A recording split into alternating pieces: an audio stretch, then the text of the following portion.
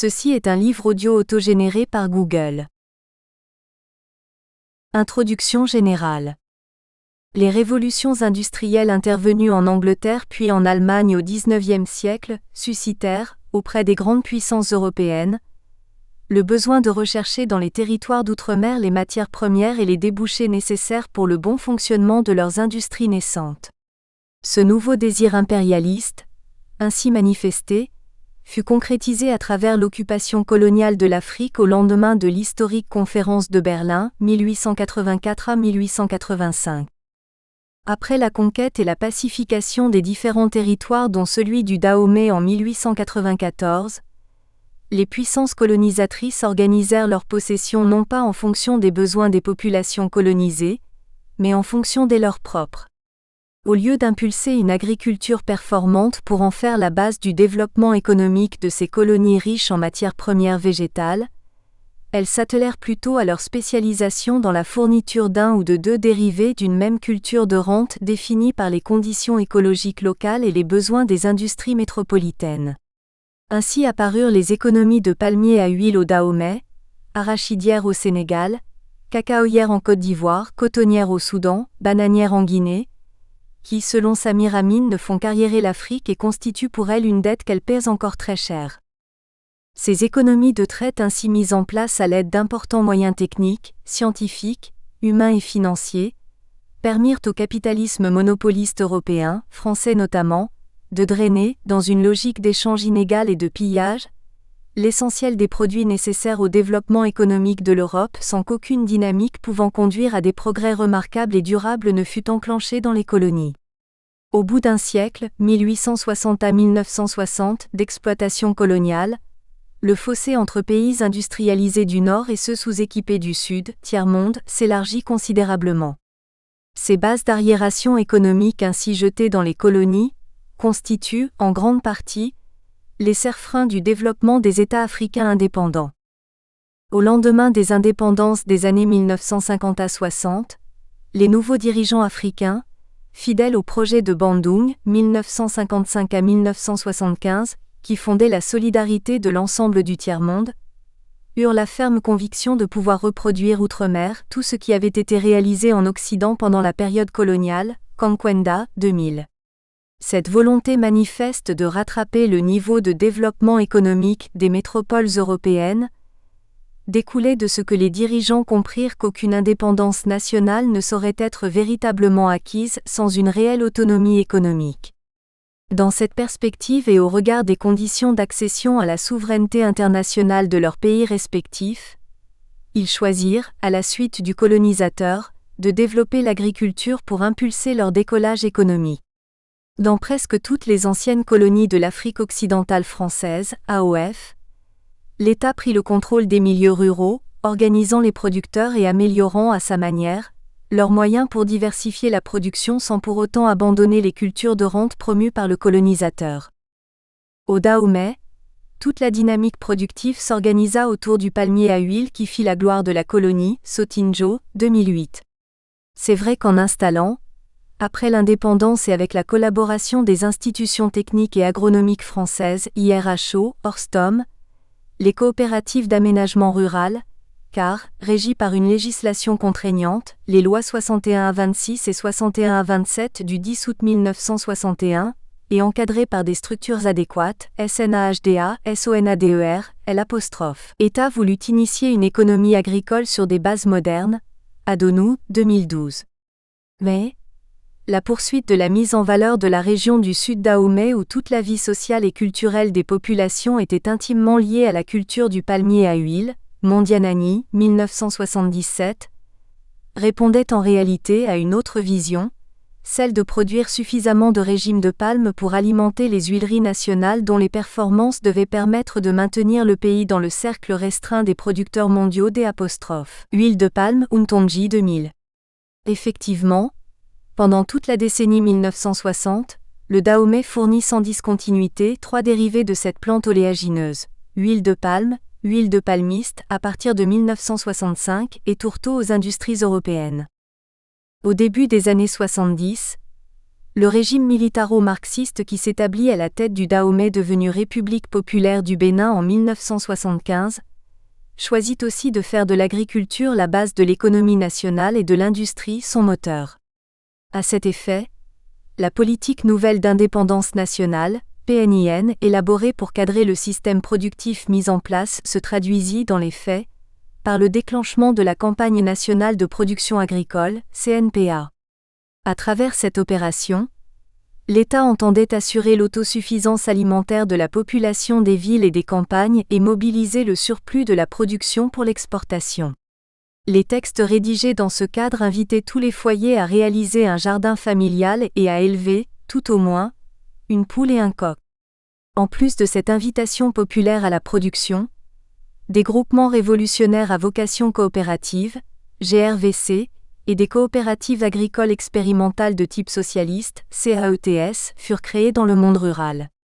Les terres fertiles récupérées dans la lutte déclenchée contre la féodalité, et ses forces dites rétrogrades, furent mises en valeur par les nombreux bras valides arrachés au couvent. De même, les services publics, les sociétés et entreprises d'État, les garnisons et les établissements scolaires et universitaires furent astreints à la production agricole. Parallèlement, une politique d'industrialisation systématique financée par un endettement extérieur excessif, Hugon, 2001, fut déclenchée dans le but de réaliser l'intégration des deux secteurs productifs que sont l'agriculture et l'industrie.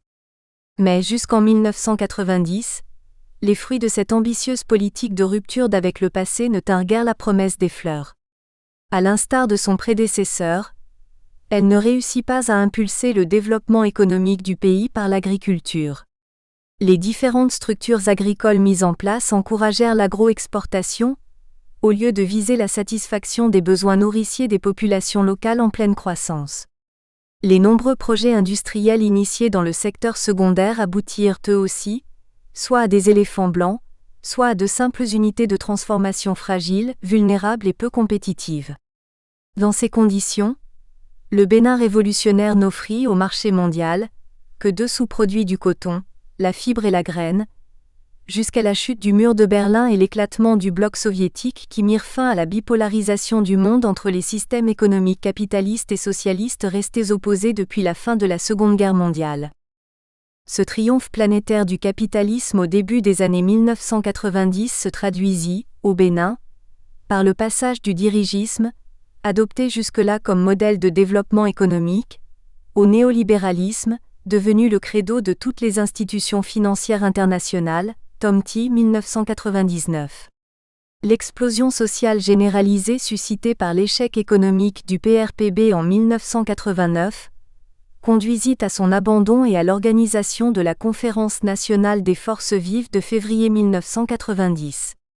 Le régime démocratique issu de cette historique rencontre entreprit, sous la houlette de la Banque mondiale, du FMI et du diktat des programmes d'ajustement structurel, PA, le désengagement de l'État de toutes les activités lucratives du secteur rural pour amorcer le redressement de l'économie nationale conduite dans l'impasse.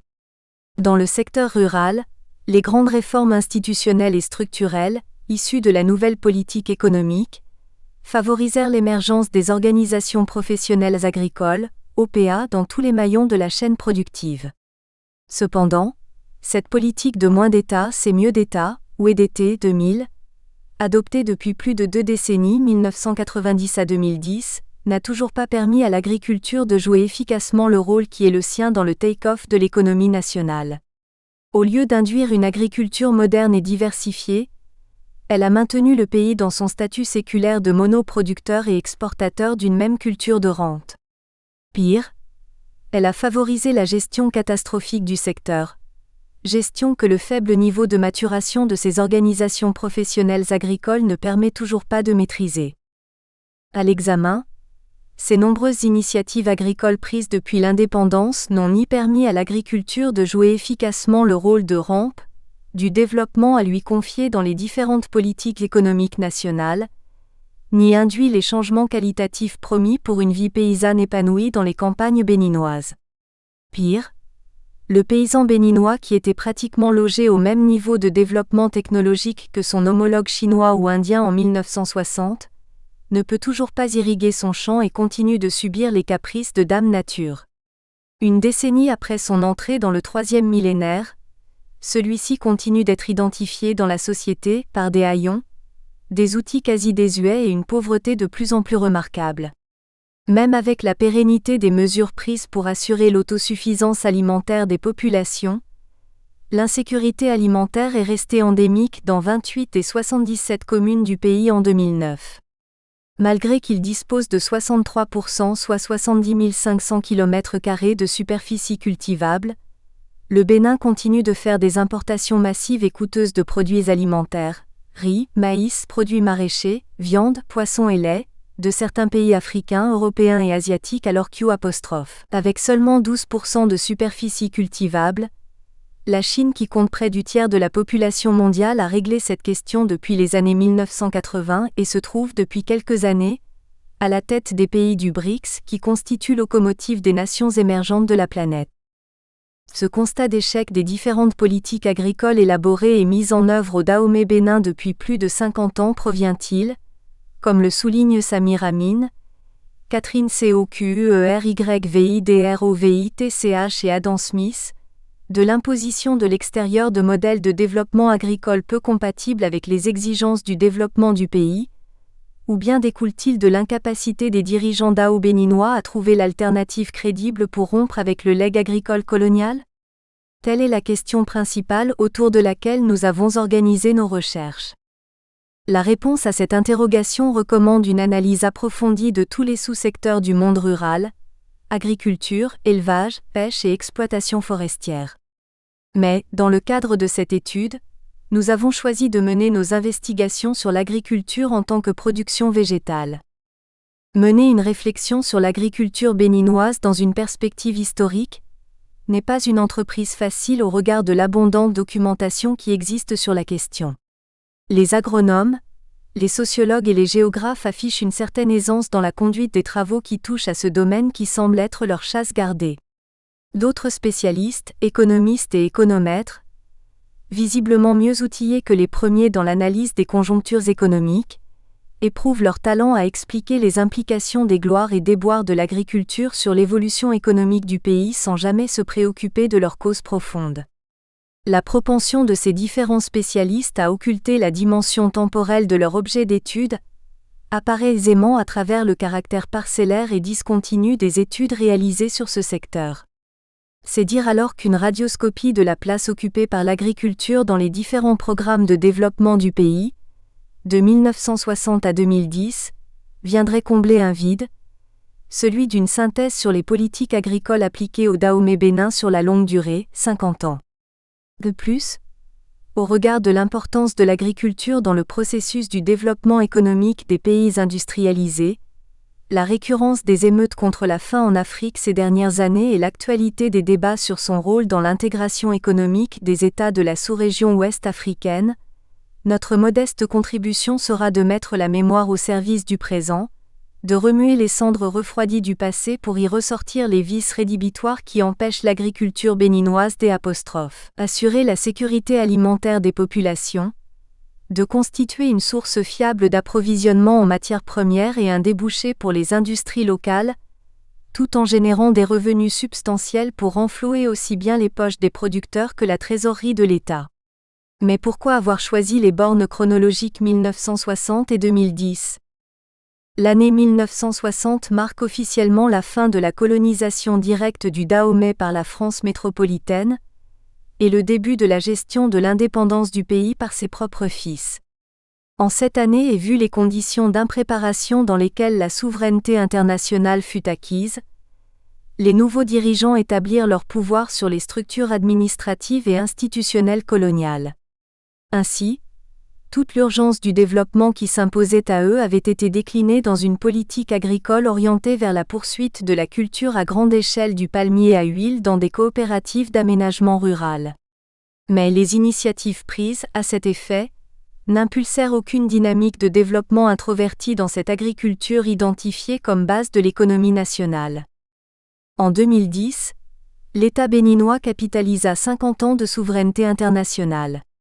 Le plan stratégique de relance du secteur agricole, PSRSA, concocté par les cadres du ministère en charge de l'agriculture pour aider le président Boni Yayi, venu au pouvoir en 2006, à faire du Bénin une puissance agricole régionale, boucla 4 années d'application. De plus, dans le cadre de la mise en application des orientations stratégiques de développement du Bénin 2006 à 2011, et de la stratégie de croissance pour la réduction de la pauvreté 2007 à 2009, certaines mesures furent prises par l'État en 2008 pour prévenir la crise alimentaire de 2009. Distribution gratuite des semences améliorées de maïs et de riz aux producteurs, octroi de crédits pour acheter les engrais spécifiques, mécanisation de la production et recrutement de 2042 agents contractuels pour renforcer l'encadrement des producteurs. Mais, ces différentes mesures n'ont donné qu'un succès mitigé. Certes, la mécanisation de l'outillage agricole qui était de 1% entre 1960 et 2006 passa à 15% en 2010.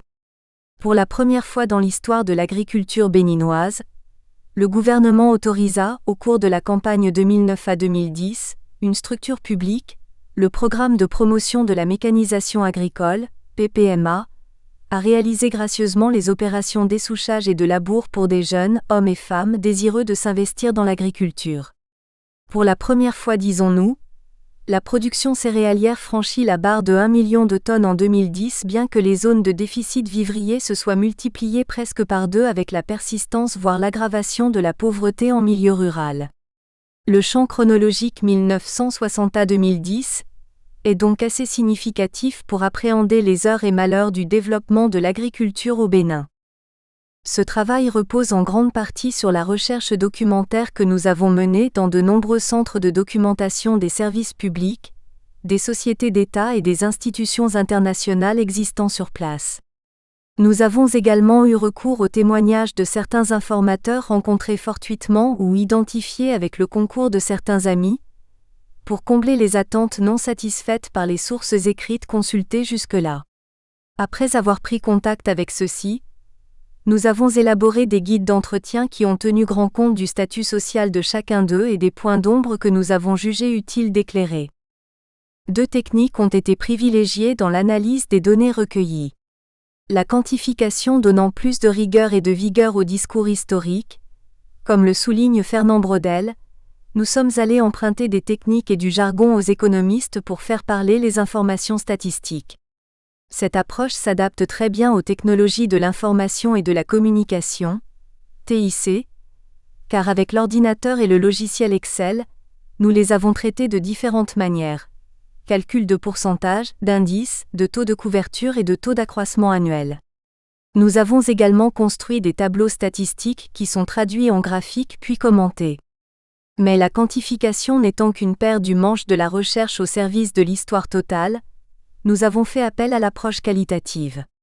Grâce à elle, les informations non chiffrées sont recoupées et passées au crible de la critique interne et externe pour en faire le discours qui a accompagné les chiffres. 2 difficultés méritent d'être mentionnées parmi toutes celles qui ont jalonné nos investigations. La première, celle que rencontre tout chercheur qui conduit ses recherches au Bénin, est la mauvaise conservation des documents d'archives. En effet, après l'indépendance, les Béninois ont au fait de méconnaître l'importance de la conservation de la mémoire collective. Dans la plupart des services publics que nous avons parcourus, si ces vieux documents, comme on se plaît à les appeler, ne sont pas volontairement détruits par le feu, ils sont jetés aux intempéries naturelles ou entassés sous les escaliers des bâtiments administratifs dans un désordre qui laisse perplexe. Même aux archives nationales supposées être le sanctuaire du passé, la rareté des documents sur la période post-indépendance contraste avec l'abondance des rapports des gouverneurs sur toute la période coloniale. Cette difficulté nous a, par exemple, limités dans notre volonté d'apprécier l'évolution chronologique des investissements, nationaux et étrangers, dans le secteur agricole sur les 50 années d'indépendance. À ceci s'ajoute la réticence de certains acteurs du développement rural à porter témoignage sur des faits dont les responsables sont encore vivants, et parfois, encore influents dans les rouages du pouvoir actuel. La deuxième est celle liée au traitement des statistiques moissonnées. Malgré l'existence du Conseil national de la statistique, CNS, depuis 1973 pour harmoniser les méthodes, les concepts et les nomenclatures à utiliser par tous les producteurs de statistiques, l'état actuel de l'information statistique agricole reste, au Bénin comme dans la plupart des pays de l'Afrique de l'Ouest, peu satisfaisant. Il existe plusieurs sources de statistiques agricoles.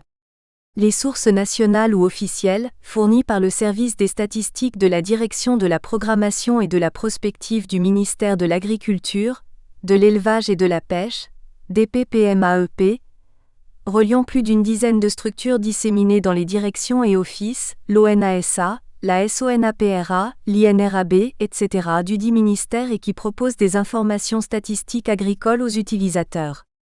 Les sources internationales sont représentées par des institutions telles que l'Organisation des Nations Unies pour l'agriculture et l'alimentation, FAO, le Programme des Nations Unies pour le développement PNUD et la Banque centrale des États de l'Afrique de l'Ouest, BCEAO. On remarque une forte disparité entre les statistiques avancées par ces différentes sources, et il n'existe aucun mécanisme de validation qui puisse requérir l'unanimité. C'est d'ailleurs cette difficulté qui a compromis la participation du Bénin à la mise en place du système d'information agricole régionale, SIAR, pour l'UEMOA en 2007. Dans ces conditions d'hétérogénéité des statistiques, l'analyse est loin d'être aisée. Pour conférer la fiabilité requise aux chiffres que nous avons manipulés, nous avons procédé au recoupement systématique des sources. Ceci parce qu'après la mise en œuvre de PRSA en 1991, le problème des statistiques agricoles fiables commença par se poser avec acuité. La réduction drastique des effectifs causée par le gel des recrutements depuis 1986, les départs volontaires ou ciblés des années 90 et les départs à la retraite ont vidé les services agricoles à la base de leur personnel. La surcharge du travail d'encadrement des producteurs ne permet plus de distraire le peu d'agents restants avec des tâches de collecte de statistiques agricoles. Voilà que les techniciens spécialisés en statistiques et suivi-évaluation, TSSSE, mis au service des CEPCA depuis 2006 pour produire ces statistiques, n'hésitent pas à puiser les chiffres de leur propre imagination plutôt que de la réalité. Dans ces conditions, à chaque fois que le doute persiste, nous donnons la priorité aux sources internationales qui, elles, nous paraissent plus impartiales. Ces difficultés ont rendu la tâche fastidieuse mais pas impossible. Leur aplanissement a permis de mieux traiter la moisson faite des nombreuses sources et ressources bibliographiques mobilisées, et d'y extraire le plan tripartite qui structure cette étude. La première partie présente l'agriculture dahoméenne au lendemain de l'indépendance. Ici, nous avons fait un état des lieux du legs agricole colonial, passé en revue les initiatives agricoles du jeune État dahoméen et présenté le bilan qui, en 1975, n'est qu'une nouvelle corde tressée au bout de l'ancienne. La deuxième partie analyse l'agriculture sous le régime du PRPB. Là, nous avons présenté les différentes initiatives prises pour tenter de rompre avec le legs colonial. Nous y avons également mis en relief la dynamique organisationnelle du monde rural et analysé les résultats auxquels cette volonté de rupture a abouti. La troisième partie apprécie l'agriculture béninoise à l'ère du renouveau démocratique. Dans cette partie, nous avons montré qu'en dépit de la libéralisation de l'agriculture et de l'émergence des organisations de professionnels dans le secteur, la vision coloniale du développement agricole n'a pas changé.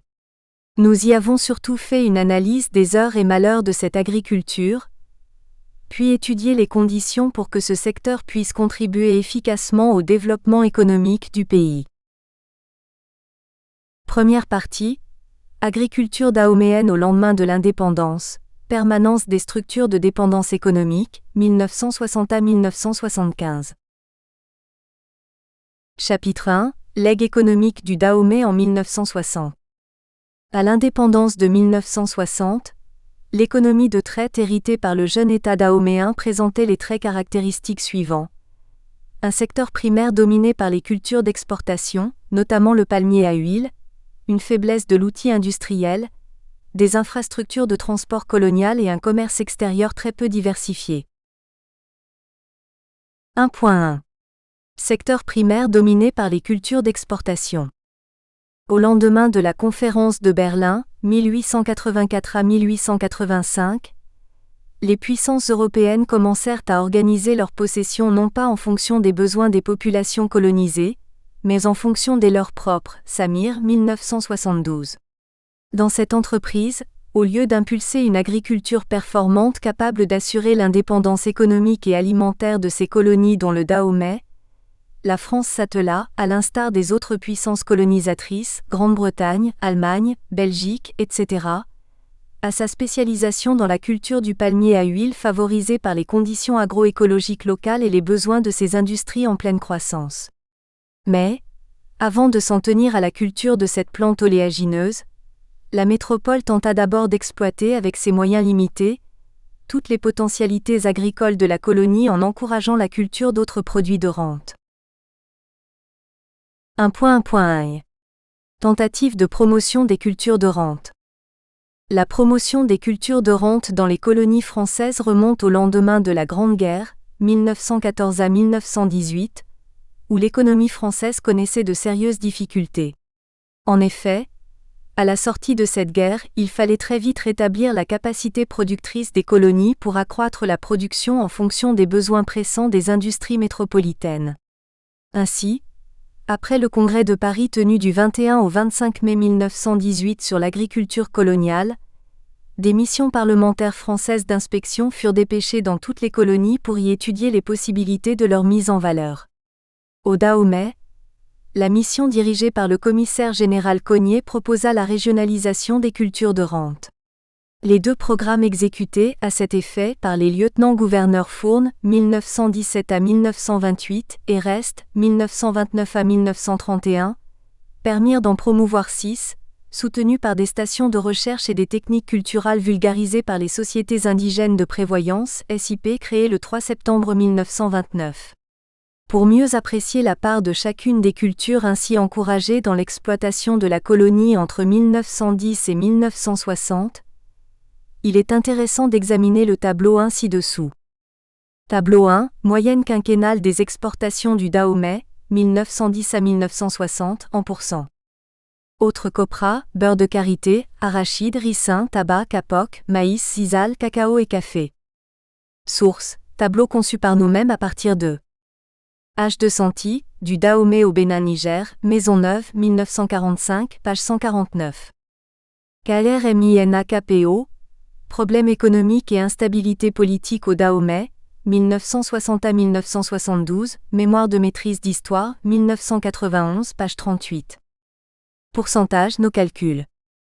Graphique 1, moyenne quinquennale des exportations dahoméennes de 1910 à 1960. Source, confère tableau 1.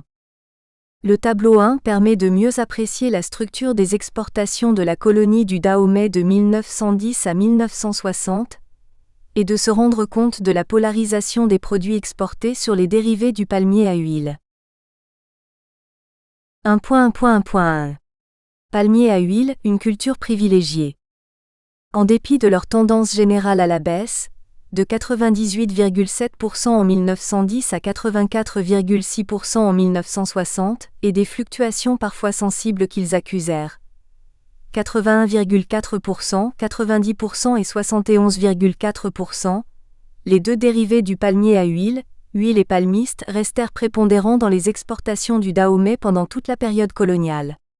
En effet, si le besoin pressant des industries européennes en matière grasse fondait l'intérêt pour les plantes oléagineuses, il n'en demeure pas moins vrai que la rapide victoire du commerce de l'huile de palme sur la traite clandestine que les souverains continuaient d'animer au large de la côte atlantique, deuxième moitié du XIXe siècle, justifiait ce fort attachement. Les rivalités que ce commerce, devenu florissant et très bénéfique pour les commerçants européens, suscitait entre les maisons de traite allemandes de Hambourg, anglaises de Manchester et françaises de Marseille et de Bordeaux poussèrent la France à entreprendre la conquête de ce territoire. Dès que le roi Béhanzin se rendit au général Dodds en 1894 et que le territoire fut relativement pacifié, la métropole, imbue de l'idée que les colonies ne devaient rien lui coûter, eut recours aux dispositions de la loi de finances du 13 avril 1900 pour exploiter à fond les plantations traditionnelles existantes. La rigueur imposée à la collecte des régimes et les mesures coercitives prises pour inciter l'indigène à la production en cette période permirent aux sous-produits du palmier à huile de confirmer le caractère imbattable de leur position dans les exportations de la colonie. Grâce à l'importance de leur volume, le Dahomey fournissait jusqu'en 1925 plus de 2/3 de l'huile de palme exportée de l'AOF, ce qui le plaçait non seulement à la tête des colonies productrices de cette denrée, mais loin devant la Côte d'Ivoire et la Guinée. Même lorsque la crise de 1929 éclata et que les cours mondiaux des oléagineux chutèrent brutalement, les quantités exportées par le Dahomey ne fléchirent que légèrement. Pour les maintenir au niveau jugé convenable pour la métropole, l'administration coloniale prit de nombreuses initiatives. Ce qui fait qu'en 1936, ces ventes de palmistes représentèrent 75,8% des 98 515 tonnes sorties de l'ensemble de la fédération. Parallèlement à ces mesures de soutien, un arrêté fut pris, le 12 janvier 1942, pour rendre le ramassage des régimes obligatoires. Ainsi, devant le refus des producteurs de livrer des récoltes sous-payées aux maisons de traite, les dons de paix furent ressuscités et mis à contribution pour cueillir systématiquement et traiter l'essentiel des fruits abandonnés dans les plantations jusqu'à la fin de la Seconde Guerre mondiale. Mais, à partir de 1946, les difficultés politiques et économiques amenèrent la France à faire de la rénovation de la palmeraie dahoméenne une priorité. À cet effet, le service de l'agriculture fut étoffé d'une structure spéciale, le secteur de rénovation de la palmeraie, SRP. La station de recherche de Pobay détachée du même service de l'agriculture fut confiée à l'IRHO. De plus, le Fonds d'investissement pour le développement économique et social, FIDES, né de la nouvelle loi de finances du 30 avril 1946 qui suppléa à son opposé du 13 avril 1900, investit 550 022 6 FCFA, soit 22,9% des 2403,5 millions FCFA affectés à l'agriculture. Ces capitaux facilitèrent la réalisation de 17 627 hectares de palmiers sélectionnés, aux côtés des 400 000 hectares de plantations traditionnelles existantes. En aval de la production, 4 des 8 huileries de palme prévues pour toute l'AOF furent implantées, entre 1950 et 1953, à Aozon, Avrancou, Boïcon et Gbada pour la fabrication de l'huile à faible taux d'acidité. Ces différents efforts permirent de faire remonter la part de ces sous-produits de 71,4% en 1946 à 84,6% en 1960 dans le total des exportations de la colonie. En somme, bien que le palmier à huile ne se retrouve pas dans ses conditions optimales de production au Dahomey, la permanence du soutien à sa culture favorisa la prépondérance de ses dérivés dans les exportations dahoméennes jusqu'en 1960. 1.1.1.2 Coton, un substitut encore marginal. Les dérivés du coton connurent dans le tableau 1, contrairement à l'évolution régressive de ceux du palmier à huile, une tendance à la hausse dans les exportations du Dahomey au cours de la période coloniale. De 1910 jusqu'en 1946, leur part y était relativement négligeable. Mais, de 1946 jusqu'à l'indépendance de 1960, leur volume devint un peu plus visible sans pour autant réussir à modifier la structure des exportations. En effet, les versions concordent sur l'ancienneté du coton dans la tradition de nombreux pays d'Afrique noire dont le Dahomey. Mais, sa culture en tant que produit d'exportation ne démarra sur ce territoire qu'avec sa conquête en 1894, soit une bonne trentaine d'années après que la France a essuyé les désagréments liés au blocage pendant les 4 ans de la guerre de sécession, 1861 à 1865, de ses importations de cotonnade dans les ports américains, Mathès, 1998.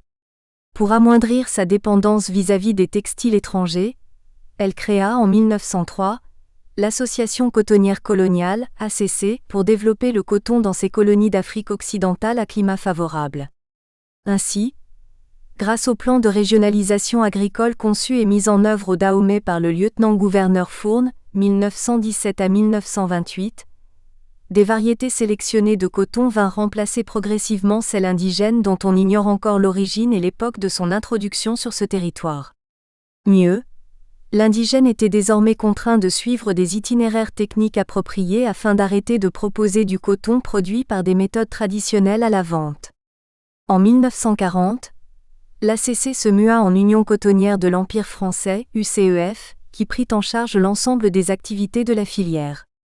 Pourtant, jusqu'en 1946, la colonie n'exportait qu'environ 1500 tonnes de coton-graines.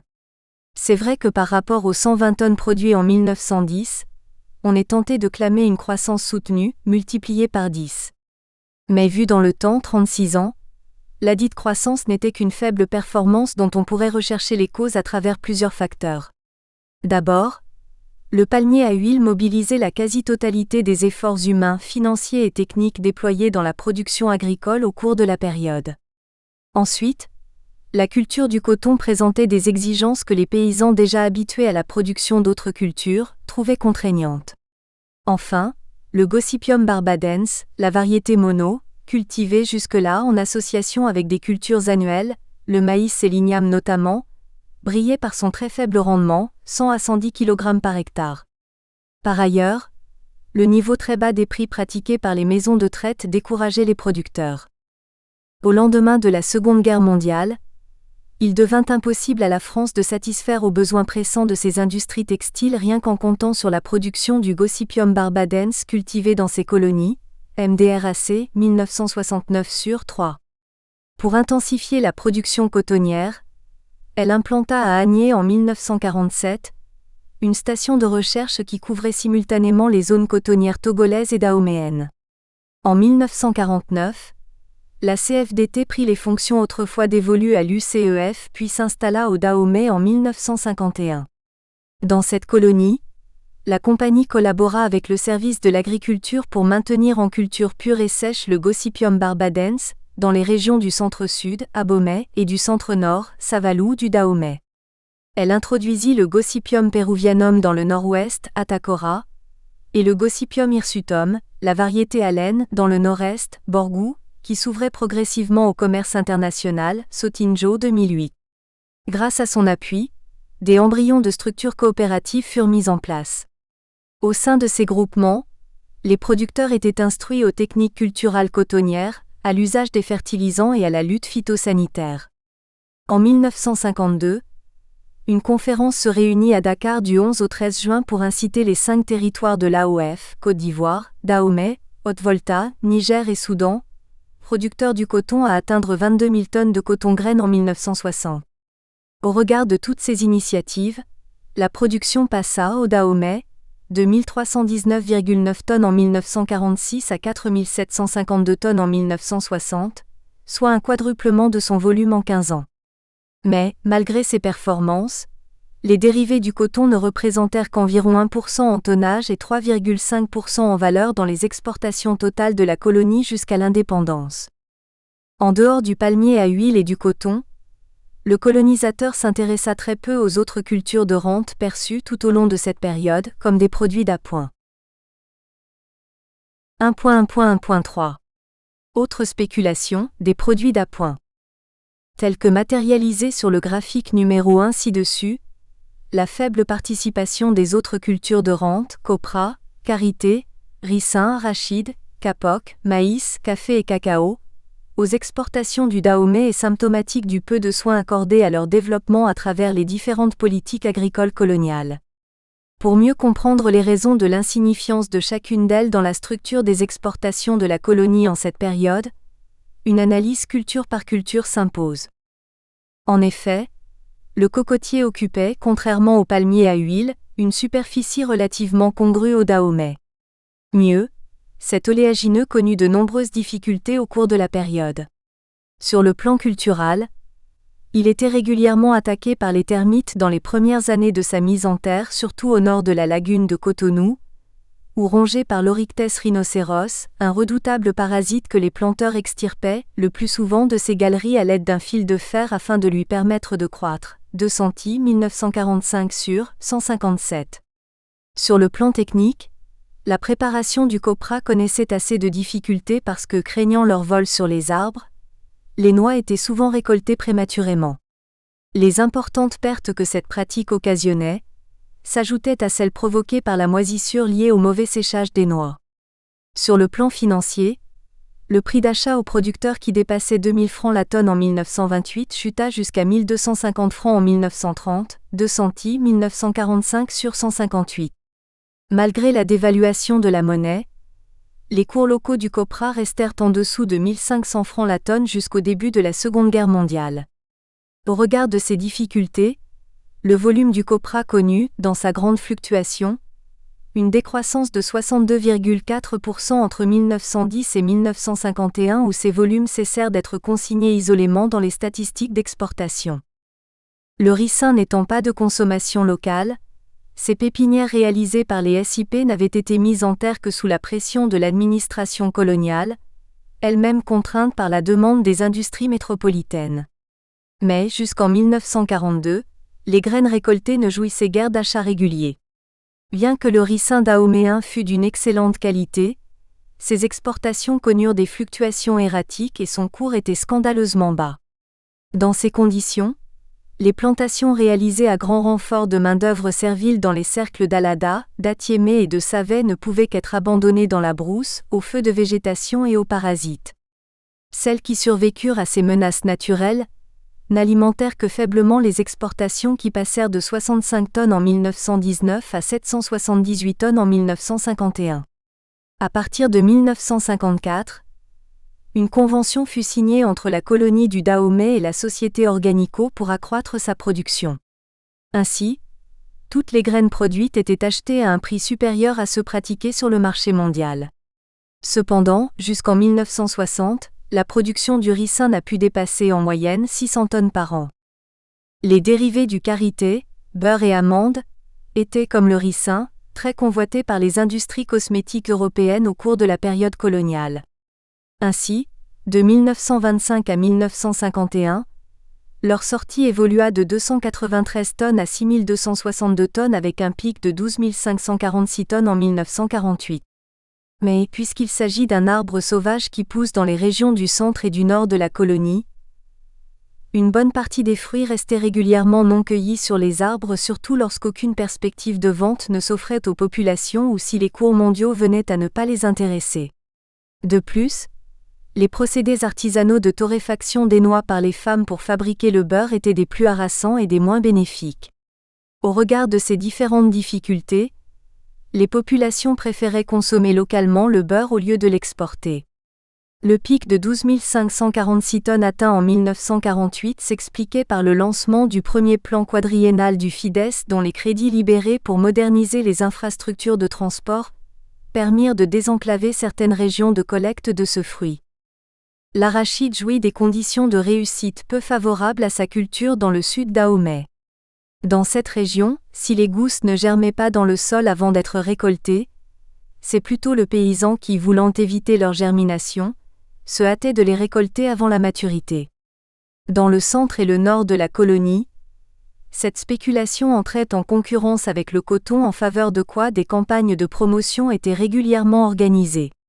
C'était seulement dans l'Atakora, notamment dans les falaises de Bukumbe où le coton avait quasiment échoué que sa production connut plus ou moins de succès. Ainsi, ses exportations passèrent de 134 tonnes en 1926 à 2811 tonnes en 1951. Les écarts de ces tonnages dans les statistiques douanières au cours de la période s'expliquent par le drainage vers le wharf de Cotonou, des productions arachidières de Maradi et de Zinder au Niger. Le kapok récolté dans l'Atakora et le Borgou, à l'instar du karité, ne fit pas très tôt objet de culture. De 1910 à 1924, son utilisation était assez limitée.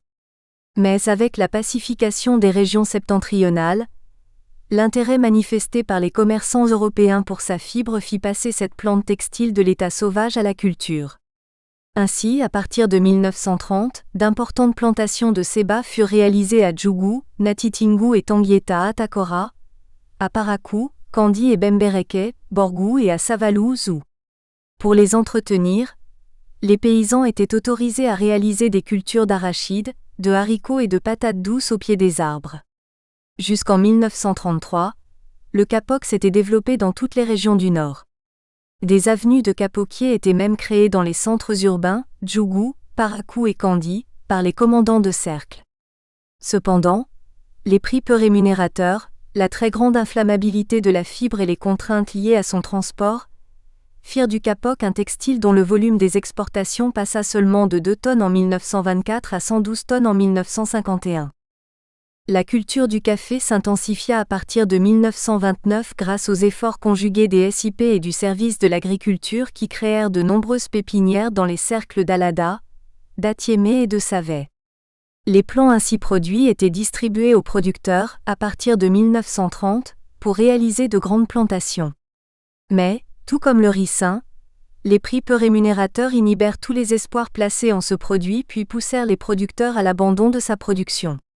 Les quelques plantations qui survécurent aux méfaits de la nature ne fournirent aux exportations que des volumes allant de 42 tonnes en 1933 à 763 tonnes en 1951.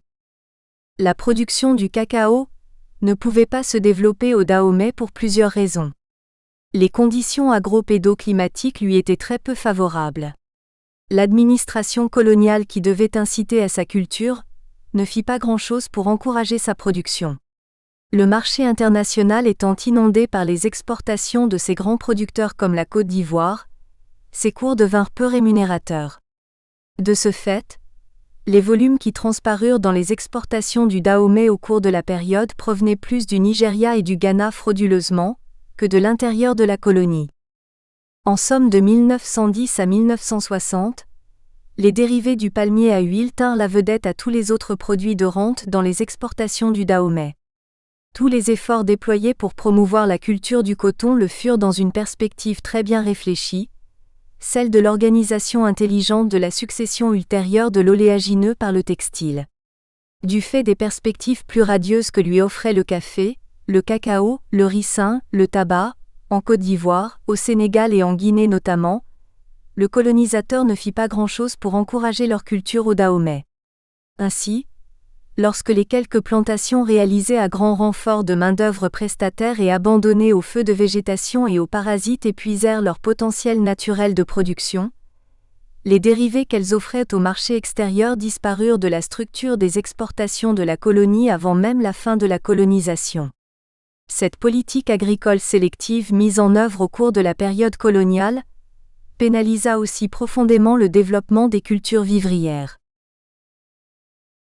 1.1.2 Culture vivrière laissée pour compte.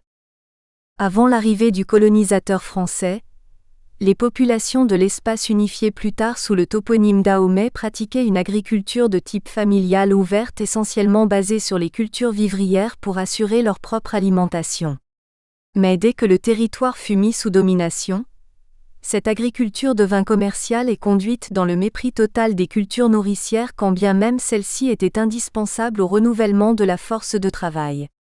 Pendant toute cette période, le colonisateur, prétextant que les cultures vivrières n'avaient plus besoin d'être encouragées parce que l'indigène les pratiquait déjà très volontiers, De Santi, 1945 sur 170, freina quelquefois leur production pour amener le paysan à développer celle nécessaire à l'épanouissement de l'économie française.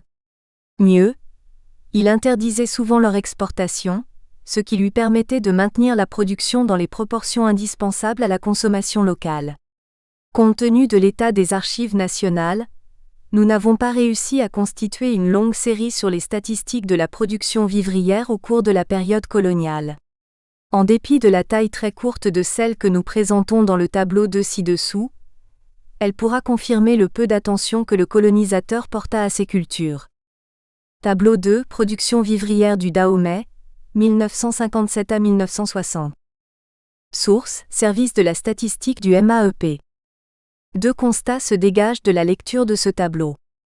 Le premier est que la production vivrière est constituée de trois grands groupes de cultures, les tubercules, les céréales et les légumineuses.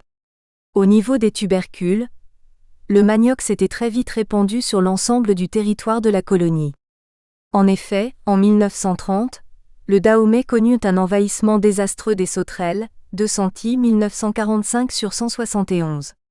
Les ravages occasionnés par ces insectes nuisibles provoquèrent un changement de comportement des producteurs qui commencèrent à privilégier les cultures souterraines, notamment celle du manioc. La rapide extension de sa culture à partir de cette année lui permit d'occuper un peu plus de 61% du volume total de la production vivrière en 1960. L'igname, dont la culture était plus localisée dans le centre et le nord de la colonie, offrait une production dont le volume venait après celui du manioc. La patate douce cultivée dans le sud région de l'Ouémé notamment, connut la plus faible production juste après celle du taro cultivé dans le Borgou et dans l'Ouémé. Les céréales étaient, à l'instar des tubercules, constituées de plusieurs sous-groupes. On y distinguait le maïs dont 2 variétés étaient cultivées un peu partout dans la colonie. Le maïs blanc très tendre et farineux était répandu dans le sud et le centre du pays où il représentait environ 75% de la production totale en 1960, et entre pour 80% dans l'alimentation de la population, Maffon, 1991/15. Le maïs jaune vitreux, quant à lui, était répandu dans les régions septentrionales de la colonie où il forçait une place dans les habitudes alimentaires des populations aux côtés du sorgho. Après le maïs, vient le sorgho dont les différentes variétés se distinguaient les unes des autres par la couleur des graines et le port végétatif. Il était surtout cultivé dans le Zou, le Borgou et l'Atacora. Sa production venait après celle du maïs en termes de volume. Le petit mil était surtout cultivé dans le nord. Les populations de cette région affectionnaient sa production, qui intervenait pour les soulager pendant les périodes de soudure. Bien que céréale des sols pauvres, la production du fonio rivalisait avec celle du riz jusqu'à l'indépendance du Dahomey. On le rencontrait en culture pure dans l'Atacora, où il était conservé pour les périodes de soudure. Enfin, le riz était cultivé dans toutes les régions du pays, mais dans des proportions congrues et avec des techniques culturales ancestrales. À la tête des légumineuses se retrouvait le haricot cultivé dans toutes les régions du pays sur des superficies en faible croissance, du fait de ses rendements très peu encourageants. Mais, malgré ces difficultés, sa production représentait plus de 95% de la production totale des légumineuses de la période. Le Voanzou était produit en quantité non négligeable dans l'Atacora. On le rencontrait aussi dans des assolements céréaliers dans le Zou et dans l'Ouémé. Le sésame, apprécié en tant qu'excellente source de protéines par les populations, était cultivé dans le Zou et l'Ouémé avec des rendements très faibles. Le piment, enfin, existait en plusieurs variétés sur toute l'étendue du territoire.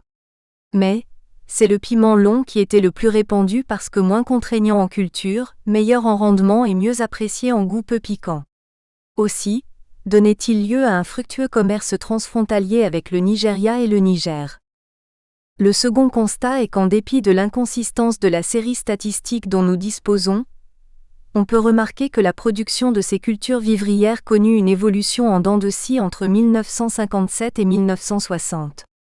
En effet, comme nous le disions plus haut, le développement des cultures vivrières n'avait jamais préoccupé le colonisateur. Ce qui comptait pour lui, c'était la maîtrise de la capacité productrice de la colonie, de façon à y accroître la production exportable en fonction des besoins de ses industries, Surrey Canale, 1977/99. Dans cette logique, l'indigène fut donc mis au travail sans le moindre souci de son alimentation. C'est pour cela que les producteurs n'eurent recours qu'aux techniques ancestrales pour rechercher leur subsistance sur de petites parcelles éparses. L'effondrement observé en 1958 pour toutes ces cultures, avec un creux plus prononcé pour les céréales, était dû à la longue sécheresse qui sévit dans tout le golfe de Guinée en 1957, de Santi 1945.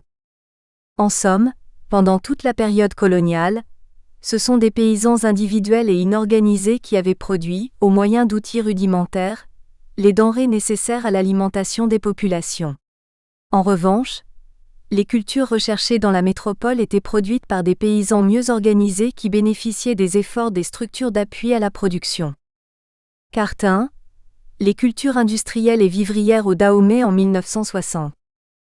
Source adaptée de H. de Santi, du Dahomey au Bénin-Niger, Paris, Larose 1945, page 157.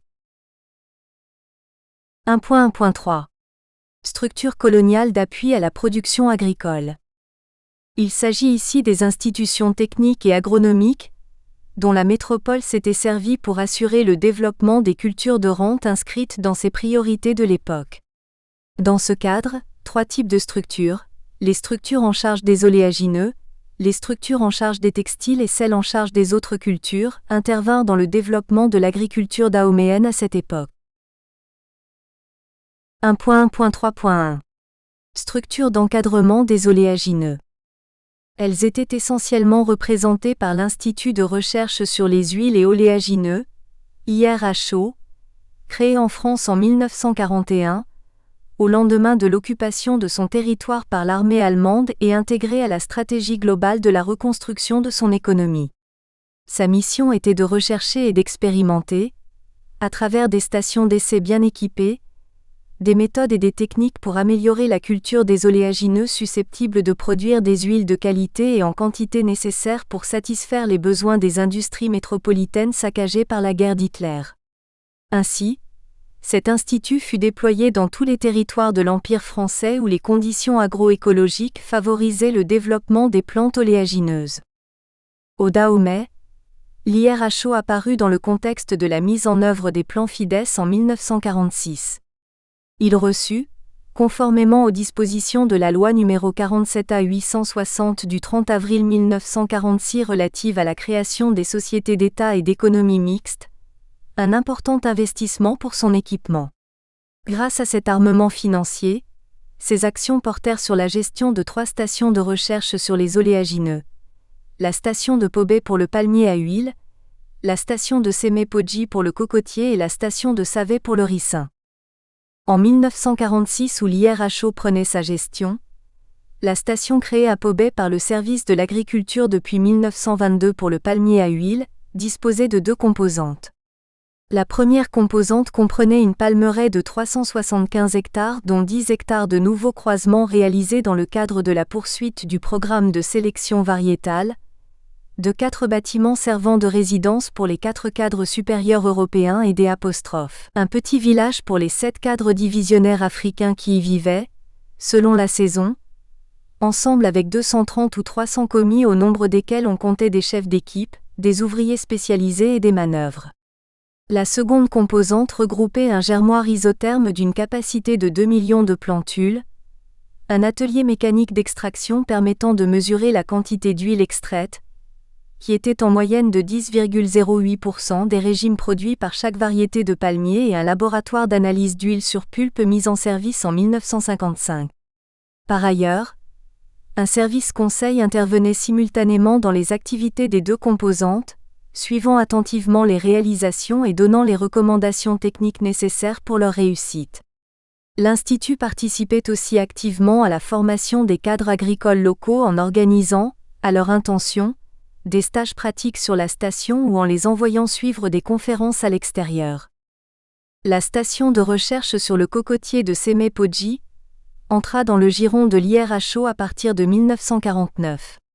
En cette année, elle disposait d'un patrimoine végétal de 205 hectares de cocotiers plantés le long du littoral côtier entre Sémé-Craqué à l'est et Agoué à l'ouest.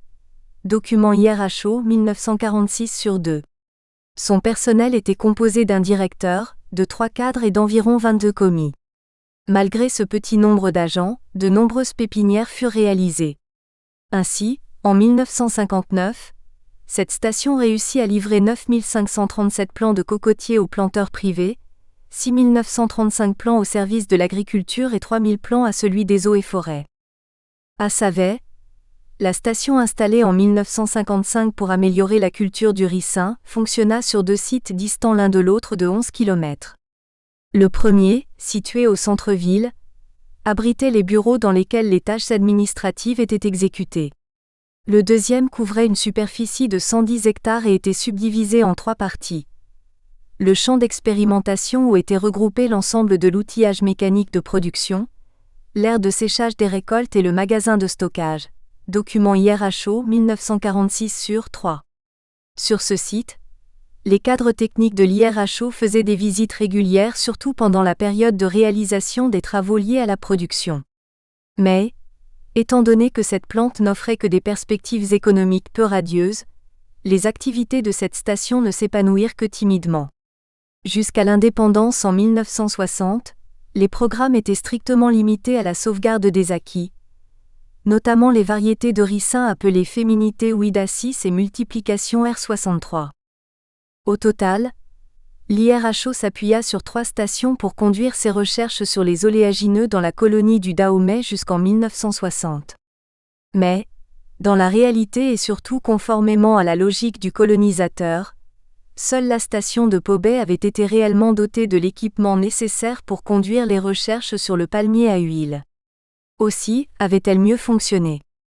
En dépit des quelques outils techniques dont elle disposait, les 2 autres stations, celles sur le cocotier et le ricin, manquèrent cruellement de moyens financiers pour leur animation. Pour cela, elles ne purent fonctionner pleinement jusqu'à l'indépendance de la colonie. 1.1.3.2 Structure d'appui aux plantes textiles. L'Institut de recherche du coton et des textiles exotiques, IRCT, et la Compagnie française pour le développement des textiles, CFDT, étaient les deux structures techniques jumelles que la France dépêcha dans ses colonies d'Afrique occidentale pour promouvoir la culture cotonnière. En effet, au lendemain de la Seconde Guerre mondiale, les perspectives de développement économique de la France métropolitaine ne se fondèrent plus uniquement sur les industries de corps gras qui faisaient sa gloire depuis près d'un demi-siècle. La substitution de l'huile de palme par des constituants chimiques dans la fabrication des détergents et de certains savons de ménage devenait de plus en plus une réalité dans les industries chimiques émergentes, Sotinjo, 2008 sur 609. L'essor des industries textiles et vestimentaires au cours de cette période suscitait donc de nouveaux espoirs économiques. Ainsi, les statuts de l'Union cotonnière de l'Empire français UCEF furent modifiés pour donner naissance à l'IRCT en 1946. En 1949, la CFDT naquit et prit à son compte les fonctions d'animation rurale et de commercialisation du coton graine jadis dévolues à l'UCEF et qui ne pouvaient être assumées par l'IRCT. Mais, les actions de ces deux institutions jumelles ne devinrent visibles au Dahomey qu'en 1951. Cette année, l'IRCT entreprit de conduire, à partir de la station de l'Institut national d'agriculture, INA, créée à Ndali au nord de Parakou en 1925, des recherches pour améliorer la culture du coton. Il y fit, conjointement avec la CFDT, des travaux qui permirent de mettre à jour la variété Gossypium hirsutum, communément appelée Allen, vulgarisée dans les régions du centre, Zou et du nord Borgou de la colonie. De plus, il portait une assistance technique aux producteurs de ces régions. La CFDT, quant à elle, eut trois principales missions. Vulgariser les nouvelles variétés de semences cotonnières mises à jour par l'IRCT, encadrer les paysans producteurs pour une meilleure organisation de la production et commercialiser le coton graine. Elle assurait également la formation du personnel technique d'encadrement et mit en place les premiers groupements villageois au sein desquels les adhérents recevaient des subventions en engrais chimiques, insecticides et appareils pulvérisateurs pour améliorer leur production. Par ailleurs, elle introduisit la culture attelée dans la production et mit tout en œuvre pour créer la ferme pilote de Lokpara, dans le Borgou, où les bœufs étaient dressés et où les producteurs désireux de maîtriser le maniement de la charrue étaient formés. 1.1.3.3 Structure en charge des autres cultures. Les structures en charge des autres cultures furent de création plus récente que celles responsabilisées pour développer les oléagineux et les textiles. Au Dahomey, ces structures étaient représentées par l'Institut français du café, du cacao et autres plantes stimulantes, IFCC, créé en 1958 pour promouvoir la culture du café, du cacao et du tabac. Dans ce cadre, il anima simultanément deux importantes stations de recherche, celle de Niaouli, Sud Dahomey, créée en 1905 et érigée en école régionale d'agriculture ERA en 1923 et celle créée à Ndali, Nord Dahomey, en 1914 et transformée en Institut national d'agriculture INA en 1925. Dans le centre de Niaouli, l'IFCC entreprit de nombreuses recherches sur la culture du café et du cacao. Dans celui de Ndali, il conduisit de nombreux essais d'hybridation sur la culture du tabac. Mais, puisque d'autres colonies, comme le Sénégal et la Côte d'Ivoire, assuraient la production industrielle de ces différentes plantes stimulantes, le colonisateur resta avare sur les moyens financiers et techniques à déployer pour encourager leur production au Dahomey. Du coup, l'IFCC eut de nombreuses difficultés pour continuer ses activités. Au total, de nombreuses structures techniques et agronomiques européennes, françaises notamment, furent mises en place pour assurer le développement agricole au Dahomey au cours de la période coloniale. Mais comme on peut s'en douter, le rayonnement de chacune de ces structures fut proportionnel à l'importance de la culture dont elle eut la charge dans les besoins des industries métropolitaines. Étant donné qu'au sein des produits de rente, l'huile rouge à faible taux d'acidité était âprement recherchée dans cette colonie, le développement du palmier à huile mobilisa toute l'attention du colonisateur jusqu'en 1960. Par contre, les cultures vivrières réprimées et réduites à la proportion suffisante pour assurer la survie des populations locales, de Santi, 1945, ne bénéficièrent d'aucun soin particulier. Cet intérêt ainsi manifesté par le colonisateur pour les produits agricoles de base justifiait la faiblesse de l'outil industriel et des infrastructures de transport et de communication érigées dans la colonie au cours de la période. 1.2. Faiblesse de l'outil industriel et des infrastructures de transport. 1.2.1. Unité de dégrossissage des produits agricoles. Dès le début de la conquête coloniale, il avait été fermement recommandé aux administrateurs coloniaux de veiller à ce qu'il n'y ait point outre-mer d'unités industrielles capables de concurrencer celles métropolitaines. La France peut, à la rigueur, tolérer qu'il soit implanté sur ses territoires des unités mécaniques de traitement capables de transformer les matières premières agricoles recherchées par ces industries en produits semi-ouvrés facilement exportables vers la métropole. Pendant donc toute la période coloniale, et comme cela se poursuit depuis l'indépendance jusqu'à nos jours, seules les unités de transformation légère furent implantées au Dahomey. La priorité étant au palmier à huile, la France y vulgarisa d'abord des concasseuses dans les années 30 avant de passer à la construction des premières huileries au début des années 1950. 1.2.1.1. Des concasseuses aux huileries de palme. Au début de la conquête du Dahomey, le colonisateur se contenta d'abord d'exploiter la palmeraie traditionnelle avec les moyens artisanaux dont disposaient les populations. Les fruits du palmier égrappés au coupe-coupe ou à la hachette étaient triturés avec les talons pour produire de l'huile rouge, et les noix étaient concassées entre deux pierres par les femmes et les enfants pour obtenir des amandes vendues aux maisons de traite. Mais, compte tenu de la position de leader qu'occupait le Dahomey au sein des colonies productrices des dérivés de cette plante oléagineuse dans le bloc AOF, et vu la pénibilité du concassage des noix, la métropole entreprit très tôt de mécaniser le traitement de ces dérivés. En 1939, les sociétés indigènes de prévoyance, SIP, distribuèrent 86 des 137 motos concasseuses de noix de palme, soit 62,7%, dans les palmeraies dahoméennes, notamment de Porto Novo, de Ouida, d'Atiémé et à Dahomey. Les 51 restantes furent réparties dans les autres colonies productrices de la Fédération, Côte d'Ivoire, Sénégal, Guinée. De plus, bien que les producteurs aient manifesté de la réticence à leur égard, 5 motopresses et 14 pressoirs à main furent installés dans la colonie pour accroître la production de l'huile de palme. Ce furent ces équipements artisanaux mais modernes pour la période qui assurèrent la production de ces deux dérivés du palmier à huile exportés par le Dahomey jusqu'au début de la Deuxième Guerre mondiale. Au lendemain de la guerre, les besoins des industries européennes en huile de palme à faible taux d'acidité s'accrurent considérablement. Alors, il devint impérieux d'accroître le rendement en huile des régimes traités jusque-là par des procédés artisanaux, consommateurs de main-d'œuvre locale.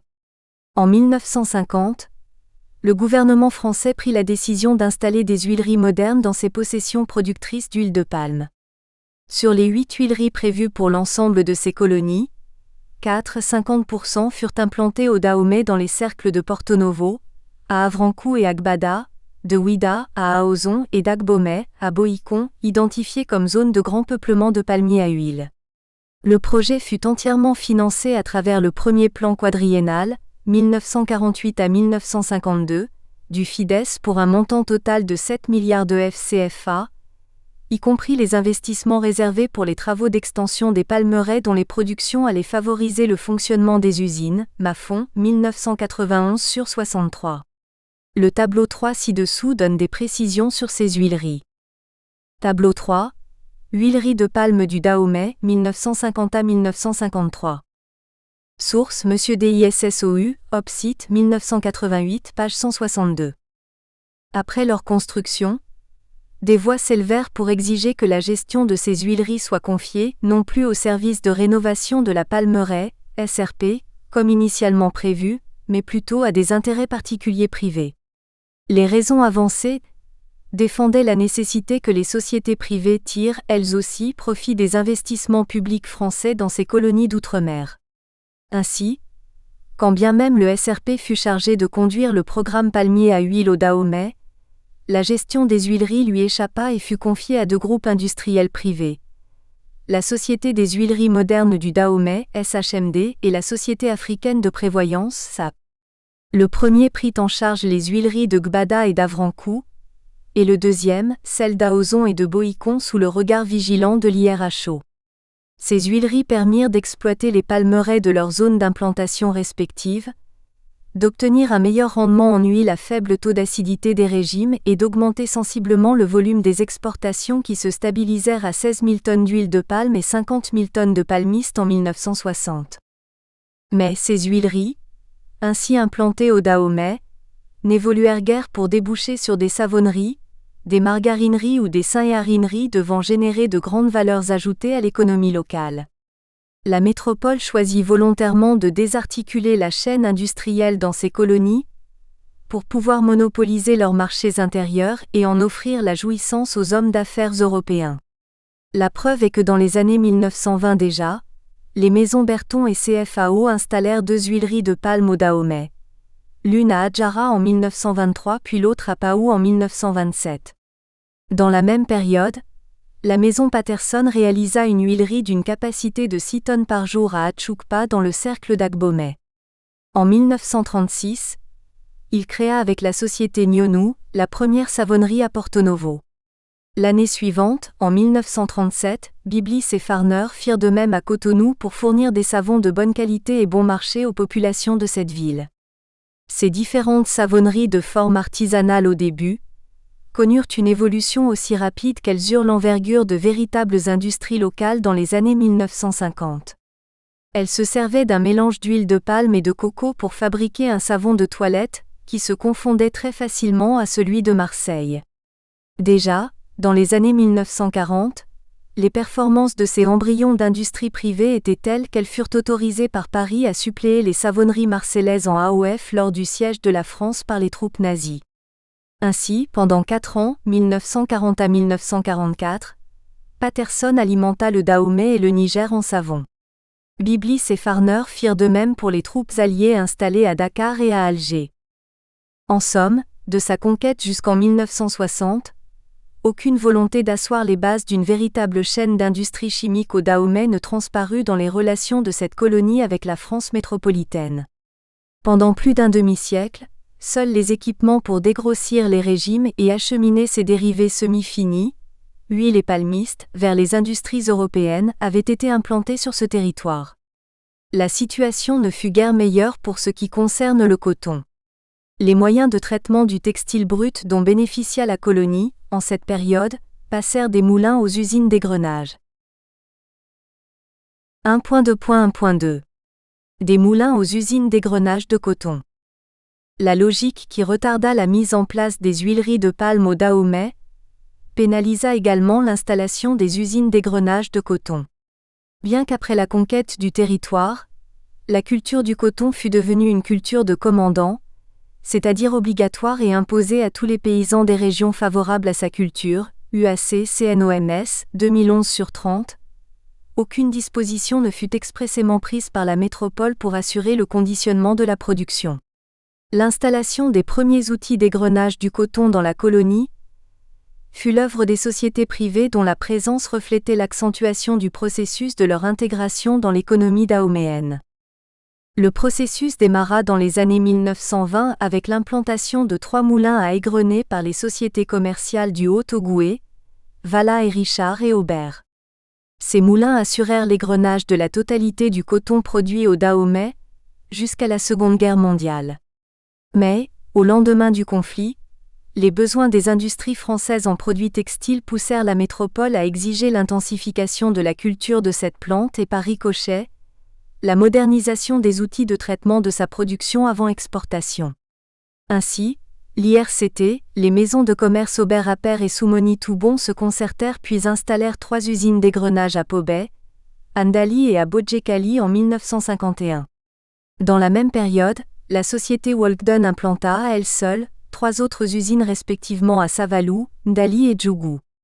En 1952, la CFDT compléta la gamme avec la construction de 2 usines à Boïcon et à Candy. Ainsi, en 1953, on comptait déjà 8 usines d'égrenage de coton au Dahomey. Mais, la faiblesse de leur rendement, environ 30%, et les difficultés d'approvisionnement poussèrent bon nombre d'entre elles à la fermeture avant 1960. À la veille de l'indépendance, l'égrenage du coton n'était assuré que par 5 usines. 3 installées à Savalou, à Ndali et à Djougou par la société Walkden avec un rendement oscillant entre 28 et 30% et 2 construites à Boïcon et à Kandy par la CFDT avec un rendement un peu plus important, 35%. En dehors des huileries de palme et des usines d'égrenage de coton, des sociétés privées européennes installèrent également quelques petites autres unités de transformation au Dahomey. 1.2.1.3 Autres unités de transformation. Les autres unités de transformation concernèrent les équipements mis en place pour assurer le conditionnement de certains produits pour lesquels la métropole ne manifestait pas un grand intérêt. En ce qui concerne les huileries, 2 usines de fabrication du beurre de karité comprenant 3 presses artisanales, 2 broyeurs et 2 malaxeurs furent installées par la Société commerciale ouest-africaine, SCOA, à Bembereke et à Biro dans le Nord Dahomey après la Deuxième Guerre mondiale. Mais, en raison du caractère sauvage de l'arbre du karité, de l'insuffisance de pistes de ramassage de ses fruits et des prix peu rémunérateurs du beurre, ces usines fonctionnèrent à perte jusqu'en 1958, Cornevin, 1981/96. Dans la gamme des textiles, 3 usines d'égrenage de Kapok, d'un rendement d'environ 45%, avaient été installées par la société Walkden à Ndali et à Kandy au cours de la même période. Mais, à l'image de celles construites pour fabriquer du beurre de karité, les difficultés liées à la récolte de la fibre, sa trop grande inflammabilité et la constante baisse des prix payés à la tonne pénalisèrent leur approvisionnement et les contraignirent à la fermeture avant l'indépendance. À ces unités de transformation s'ajoutèrent de nombreuses décortiqueuses d'arachides région d'Abomey, des râpeuses de manioc, un peu partout, et des décortiqueuses de café région d'Alada, installées par les sociétés CFAO, SCOA et John Walkden. À tout ceci s'ajoutèrent environ 1200 moulins à maïs éparpillés sur toute l'étendue du territoire de la colonie. En somme, jusqu'en 1960, l'équipement industriel du Dahomey se réduisait à des unités de transformation légères chargées de faciliter l'acheminement des produits agricoles vers la métropole. Ce sous-équipement industriel de la colonie répondait à la philosophie française qui consistait à éviter l'implantation, dans les colonies, des industries pouvant concurrencer celles métropolitaines. Effectivement, les unités de transformation ainsi mises en place au Dahomey ne débouchèrent guère sur des chaînes industrielles capables d'apporter de grandes valeurs ajoutées aux matières premières agricoles. Leur désarticulation permit de mettre en place une économie agricole extravertie, soutenue par des infrastructures de transport et d'échange au service d'un commerce extérieur peu favorable à la colonie. 1.2.2 Infrastructures de transport et d'échanges commerciaux.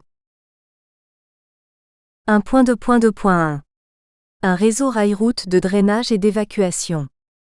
Le réseau rail-route du Dahomey constituait un équipement stratégique, dont la réalisation fut déterminante dans la réussite de la politique métropolitaine d'exploitation de la colonie.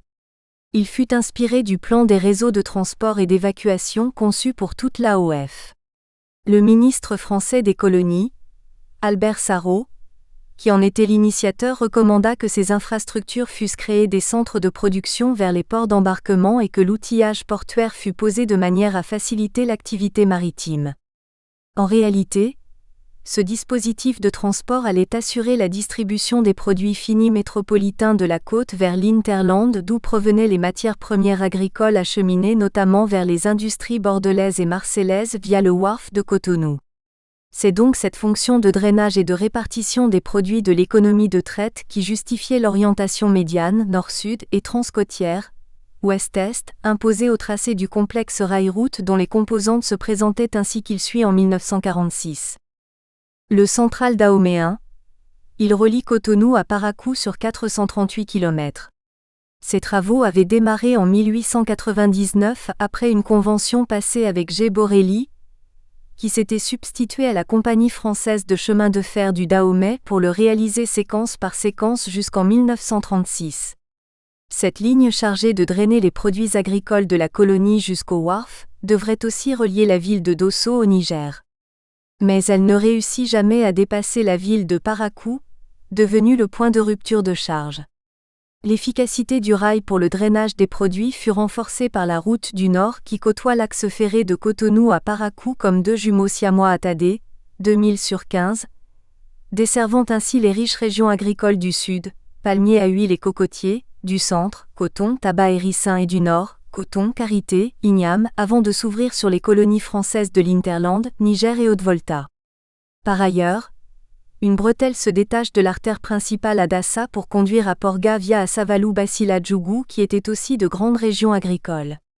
Toujours dans le nord, une transversale est-ouest permet de détourner au profit de la métropole tout le commerce animé entre le Haut-Dahomey et les pays Haoussa, le Borgou et les régions de la moyenne Volta de Gondia et de Salaga en Gold Coast.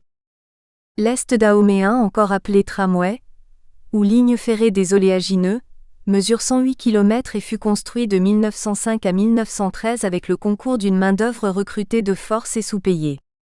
Cet axe coûta 4,9 millions de francs, dont 3 millions libérés par la colonie et 1,9 million par le budget général. Du fait de l'importance de la palmeraie de cette région orientale de la colonie, 20 gares ou haltes jalonnaient le tronçon Porto Novo-Pobé long de 81 km. Cette ligne ferrée était renforcée par la route Cotonou-Porto Novo, et ses prolongements Porto Novo-Sakete-Pobé-Ketou, Porto Novo-Dangbo à Djohoun et Porto Novo à Djara, Avrankou-Igolo pour le drainage vers Cotonou de l'essentiel des produits du palmier à huile qui étaient vendus au Nigeria avant la réalisation du pont de Porto Novo inauguré en 1938. L'ouest dahoméen. Cet axe est greffé sur le central dahoméen à Paou et longe parallèlement la grande cocotteraie de la frange côtière pour relier Paou à Segbowé via Ouida, 33 km.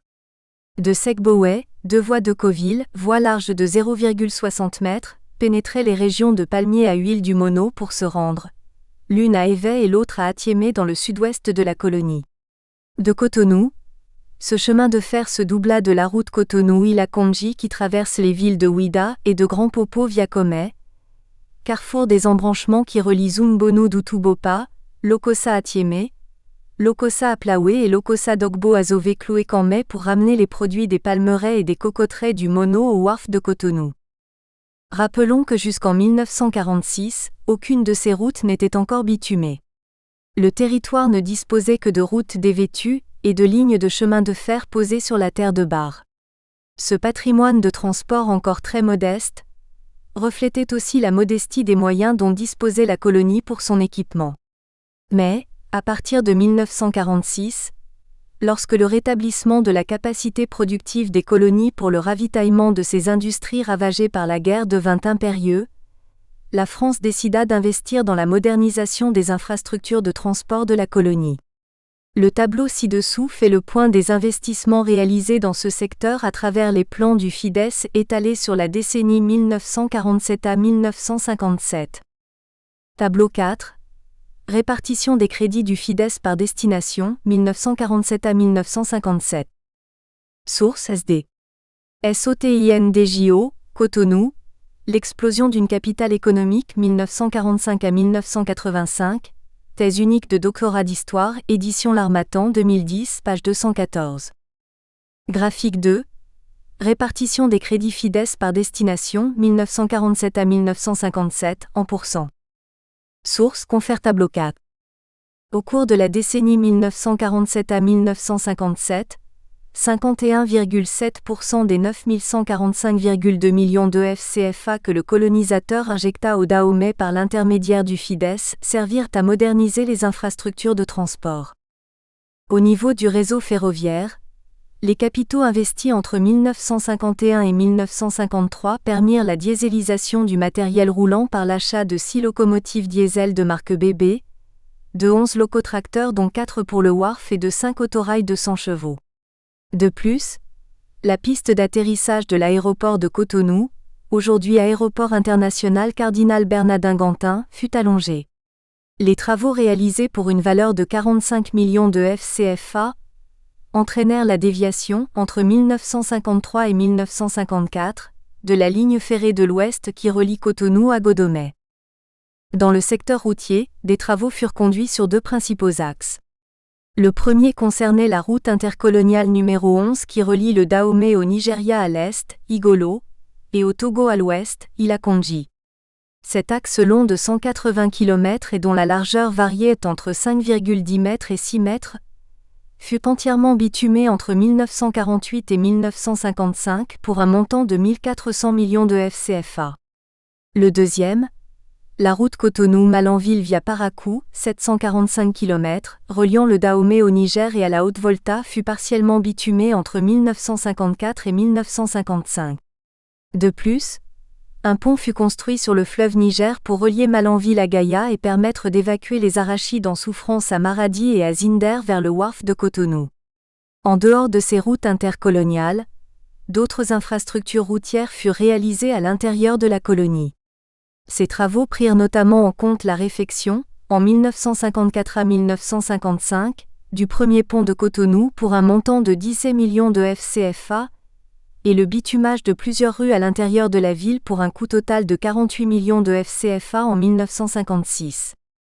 Au demeurant, le réseau rail-route du Dahomey comprenait à la date de son indépendance 4000 km de routes classées, 1200 km de pistes carrossables et 579 km de voies ferrées.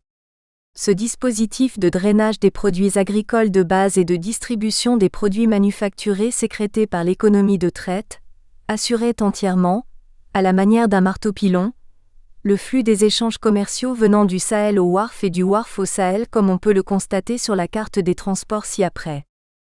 Carte 2. Le complexe rail-route au Dahomey en 1960. Source.